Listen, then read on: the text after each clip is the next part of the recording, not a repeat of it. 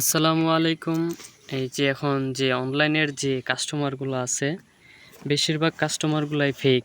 আর fake হওয়ার বেশি কারণ হচ্ছে যে একই কোম্পানির অ্যাড বিভিন্ন জায়গায় বিভিন্ন দামে বিক্রি করে।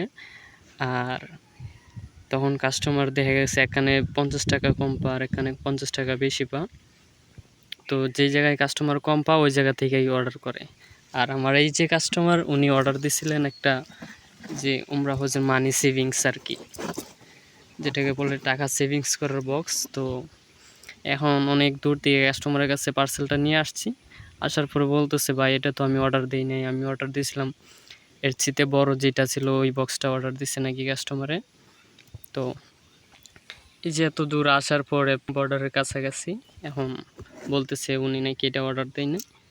কোম্পানির কাছে ফোন দিলাম, কোম্পানি বলতেছে আচ্ছা ঠিক আছে ভাই, কী করবেন, রিটার্ন